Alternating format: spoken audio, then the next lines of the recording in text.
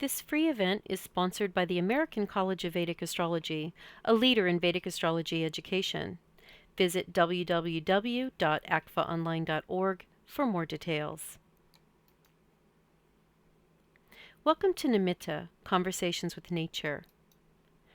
My name is Angela Pennington. I'm a certified Vedic astrology coach, certified Jyotish online instructor, and member of the ACFA Board of Directors. Nimitta is a passion of mine, and you could say it started when I was a child. My mother was always drawing attention to omens and unusual occurrences. It's been around me all of my life, and I can't imagine not paying attention to the signs. Imagine my surprise when I began studying Vedic astrology and discovered Nimitta was a limb of Jyotish. I've spent a lot of time studying Nimitta. This webinar and my viewpoints are a reflection of my personal work on this subject. If you are interested to learn more about me, please visit my website, www.angelapennington.com. Our focus for today is on 4 key learning objectives: how to integrate Nimitta as a feedback mechanism, explore how nature communicates, determine the guidance nature is offering, and apply Nimitta as a strategy for effective action. Today's takeaway is to understand how to more fully become a co-creator in your environment by utilizing the greatest free tool available, Nimitta. Nimitta is a Sanskrit word meaning sign or omen. It's the science of communicating with nature. We all have those moments in life when we see the writing on the wall, meaning there were signs. We ignored them and walked directly into a situation that ended badly. I'm sure everyone can think of a time when you found yourself in a toxic situation and wondered, how in the heck did I end up here? Of course, as they say, hindsight is 20/20, and there is always that moment when the lightning bolt hits us in the head and we recall all the warning signs. If we'd only paid attention, life could have been easier. Our Hindu ancestors considered Nimitta a science. Conversing with nature was part of the culture. It was considered respectful to the Jyotirvidya to pay attention. The wise men who could read the signs were revered. They lived in harmony with nature. These wise men did not wait around for 3 signs. Instead, they viewed the one sign as sacred and took action to make sure they leveraged the knowledge for their highest and best good. When it came to the social, political, and religious arenas, no decisions were made without consideration of Nimitta. As we moved into the 20th century, science became the philosophy for living, and if we couldn't calculate it or prove it, it didn't exist. The 21st century has ushered in a holistic way of living, blending scientific knowledge with old world traditions. The focus is living a sustainable, healthy, and happy life. Our ancestors carefully documented the signs. They knew there would be a time when this knowledge may become lost, and they handed it down as best they could. Fortunately for us, a good portion has been preserved in what is considered to be a core text, Varahamihira's Brihat Samhita. As you can see, it comes to us in 2 volumes. This text is fascinating. Part 1 covers planets and transits, rulerships, years and effects, signs of meteors, halos, rainbows, hurricanes, crop growth, fluctuation in prices, treatment of trees. Part 2 covers signs of animals, effects of gemstones, omens of birds and animals. Please know we are glancing at only a small portion of what is contained in these books. If this webinar inspires you to learn more, I encourage you to seek out this text and familiarize yourself with it. Although Nimitta is one of the pillars of Jyotish, you do not need to be an astrologer to learn Nimitta. If you are an astrologer, Nimitta is utilized in mundane astrology and gives strong support to all astrological techniques. Most commonly, Nimitta can be applied to natal chart interpretation and Muhurta. I find it particularly effective when combined with prashna. We've talked a little bit about the background and importance of nimitta. Now let's look at our first key learning objective, understanding nimitta as a feedback mechanism. In order to understand nimitta as a feedback mechanism, we need to understand its qualities of life force, cause and effect, restoring balance, and daily guidance, which I also call 5 daily intentions. Life force, also known as prana, is the pure energy that animates all things in the cosmos. It is natural law, untainted by personal perception. It is not good or bad, it just is. To offer a more tangible idea of what life force is, think of a time when you walked outside on a beautiful morning. You could feel the gentle warmth of the rising sun on your face. The birds were singing, and you took a long and deep breath, filling your lungs with this clean and vibrant air. As you exhaled, you became acutely aware that this was a moment of pure bliss. You felt a connectedness to everything around you. That feeling was life force. Life force is aliveness, and because it's not good or bad, it's constantly moving with our every movement. It's always in a state of perfection. Nimitta is this intelligent life force. And as much as life force is always in a state of perfection, us humans are not, and this leads us directly into cause and effect. Cause and effect simply means for every action there is a reaction, and this happens within the field of karma. What this means is we shape and mold our reality with every breath we take. By not trusting ourselves, we create our own challenges. We also create problems by mismanaging one or many areas of our life. Our karma, our reality, is our personal responsibility. Our life, home, and relationships are a mirror reflection of what we have created. When we decide to take full responsibility for ourselves, the world around us begins to change. Nimitta plays a key role here. As a guiding force, signs will let us know when a decision or thought process is off base. In this way, we can leverage the information for success. Nimitta is being in the flow with your surroundings.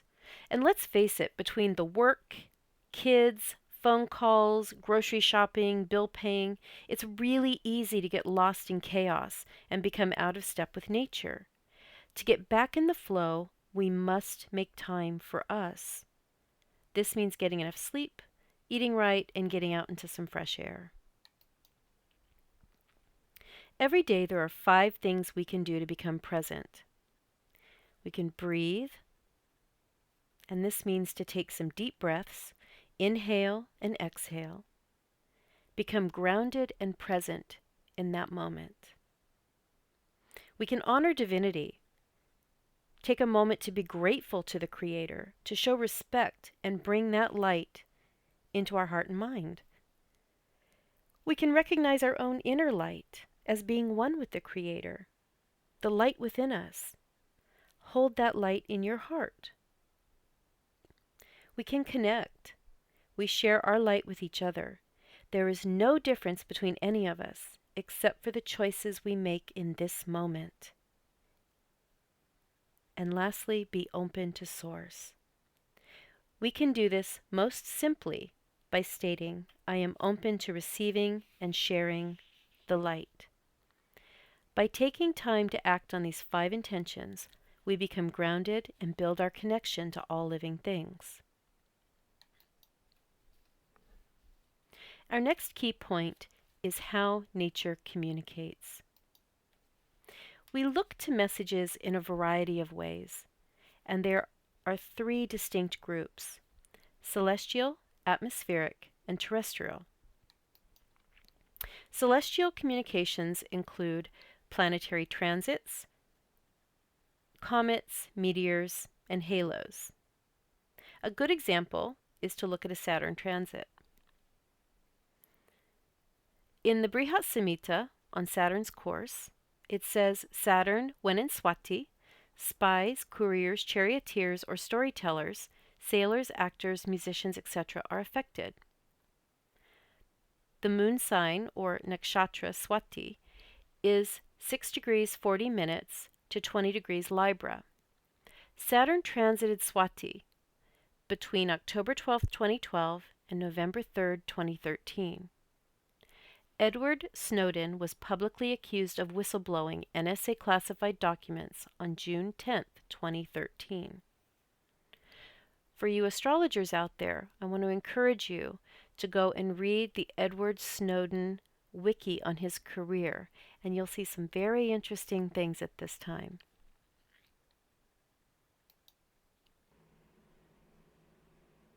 Now let's take a look at a comet, specifically Halley's Comet in 1986.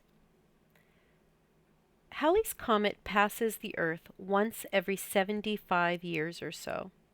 When a comet approaches the Earth, the inbound and outbound journey bring it closest to Earth. This is when we're able to see it with our naked eye. Comets are referred to as K2. Halley's inbound journey was closest to Earth November 27, 1985. It was visible in the northern hemisphere. K2 was transiting the nakshatra Swati. On January 28, 1986, the Space Shuttle Challenger exploded shortly after takeoff. According to the Brihat Samhita, if the affected nakshatra be Swati, the kings would quit the world. This tragedy was a game changer for NASA, and many believe this was the beginning of the end for the Space Shuttle program. Halley's outward journey passed very close to the Earth on April 11, 1986. It was visible in the southern hemisphere, and K2 was transiting the nakshatra Chitra. On April 26, 1986, the Chernobyl nuclear power station exploded. According to the Brihat Samhita, if the affected nakshatra be Chitra, a wise astrologer should predict the death of the ruler.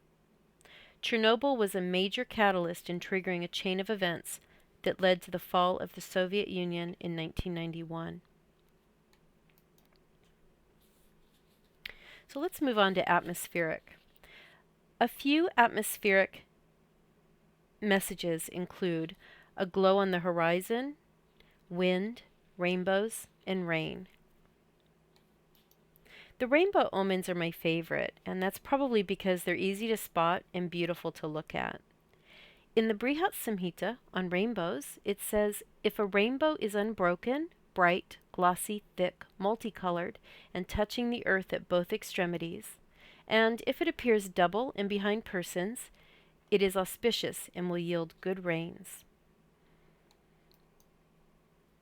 Terrestrial signs appear from plants, crops, animals, birds, and insects.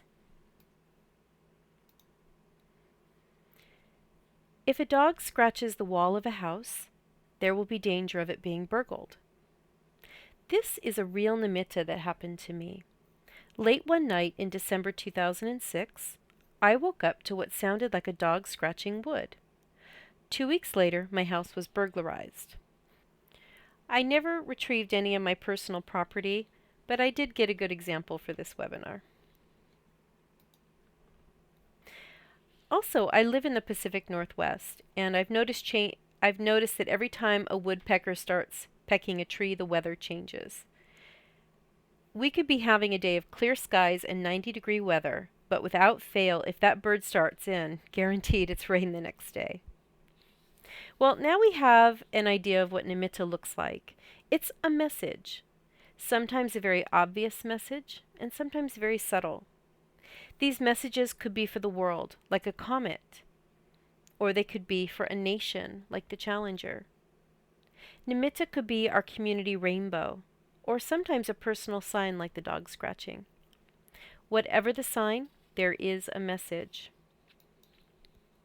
Let's move on to our next learning objective. In order to determine the guidance, it's important to put nimitta into perspective. And the easiest way to do this is to ask yourself a couple of questions. Is the nimitta signifying an obstacle or is the nimitta identifying an opportunity? Obstacles trigger a change in direction. When Saturn creates an obstacle, he is indicating to us that we are on the wrong path and we need to either take a different route or change our plan. This means we should hold back or stop what we're doing. Perhaps we're not quite ready for what we're trying to achieve, or maybe we're being protected from danger. There are some obstacles that most of us have experienced in one form or another, either directly or indirectly. And here's an example. When you're on your way to a job interview and the car breaks down, this could be a nimitta indicating that the job isn't right for you. Or you and a suitor are trying to make arrangements for a date, and obstacles keep prohibiting you from making definitive plans. Maybe this nimitta is telling you either the time isn't right or the person isn't a good fit. What about when you're making dinner and you drop a food item on the floor? Perhaps that food is toxic and you just can't see it with the naked eye. Consider an obstacle Saturn's grace. Maybe view it as a protection rather than an inconvenience. Let's move on to the second question. Is the nimitta identifying an opportunity? When Jupiter opens a door, we're being challenged to become more than we are. Here's a few common nimittas that open the door to opportunity. You may have been thinking about a particular subject and suddenly someone gifts you a book. The book most likely contains information necessary to grow your thought process, even if the title doesn't seem to make sense to you. Another nimitta is seeing an image or phrase over and over again and being drawn to some aspect of it. Or perhaps you look at the same image you've seen 1,000 times before, but now it looks different to you. When this happens, it's wise to contemplate the message, because in my experience, this type of nimitta can usher in a new paradigm. There's another nimitta that I personally call close encounters, and here's an example. You're looking for a job, and one day you get a phone call. It's a headhunter, but he dialed the wrong number. These types of close connections happen all the time, and if you can catch them, they can be a huge benefit to you. In all of these cases, the opportunity requires us to rise above fear and change our viewpoint. If we are present in these fleeting moments, we can change our lives. Opportunity is Guru's grace, an experience divinely designed to help you cultivate your heart and mind.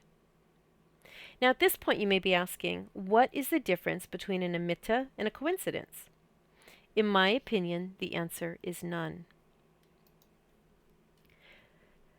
We've come to the final learning objective, applying nimitta as a strategy. The first step in our strategy plan is preparation, and there are a few things we'll need to get started. Nimitta offers feedback in our own language. Find a good omen book, such as the Brihat Samhita, in harmony with your own spiritual philosophy. Next, pick up a journal to record your thoughts, corresponding omens, and results from research. If needed, reorganize your schedule so you have more quiet time to think. Find a place where you can escape from the world for a few minutes each day. Make it your sacred place, a place where you feel safe and comfortable. The second step in our strategy is making a commitment to 5 daily intentions. The first is to breathe. Next, honor divinity. Recognize your inner light. Connect, and be open to Source.